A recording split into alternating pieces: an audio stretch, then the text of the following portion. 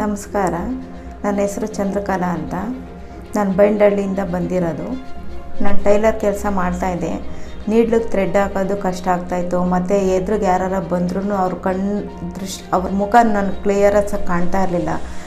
ಅದರಿಂದ ನಾನು ಹೊರಗಡೆ ಮನೆಯಿಂದ ಈಚೆ ಕಡೆನೇ ಬರ್ತಾ ಇರಲಿಲ್ಲ. 2 ಕಣ್ಣು ಪೊರೆ ಬಂದಿರೋದ್ರಿಂದ ಏನೇನು ಕಾಣ್ತಾ ಇರಲಿಲ್ಲ. ಈಗ ಆಪ್ರೇಷನ್ ಆದಮೇಲೆ ದೂರದ್ದೆಲ್ಲ ಚೆನ್ನಾಗಿ ಕಾಣಿಸ್ತೈತೆ.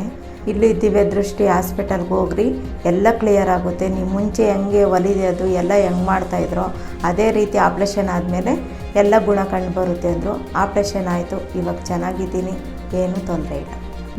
ಆಪ್ರೇಷನ್ ಕರ್ಕೊಂಡು ಹೋದಾಗ ಏನು ನನಗೆ ಭಯನೇ ಅನಿಸ್ಲಿಲ್ಲ, ಆರಾಮಾಗಿದ್ದೆ. ಚೆನ್ನಾಗಿ ಇದಾಯಿತು, ಏನು ನೋವೇ ಆಗಲಿಲ್ಲ. ಆರಾಮಾಗಿ ನಾನು ಓಡಾಡ್ಕೊಂಡಿದ್ದೀನಿ. ಇವತ್ತು ಏನೂ ತೊಂದರೆ ಇಲ್ಲ. ಆಪ್ರೇಷನ್ ಮಾಡೋವಾಗ ಏನೂ ತೊಂದರೆ ಆಗೋಲ್ಲ. ದಿವ್ಯ ದೃಷ್ಟಿ ಹಾಸ್ಪಿಟಲಲ್ಲಿ ಎಲ್ಲರೂ ಚೆನ್ನಾಗಿ ನಾನು ಪ್ರೋತ್ಸಾಹ ಕೊಟ್ಟು ಎಲ್ಲ ಚೆನ್ನಾಗಿ ನಾನು ನೋಡಿಕೊಂಡ್ರು.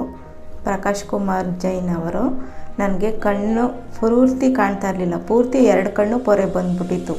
ಇದರಿಂದ ನನ್ನ ಕಣ್ಣು ದೃಷ್ಟಿ ಕಾಣಂಗೆ ಮಾಡಿದ್ದಾರೆ. ಅವ್ರಿಗೆ ತುಂಬ ಧನ್ಯವಾದ, ತುಂಬ ಥ್ಯಾಂಕ್ಸ್ ಹೇಳೋಕ್ಕೆ ಇಷ್ಟಪಡ್ತೀನಿ.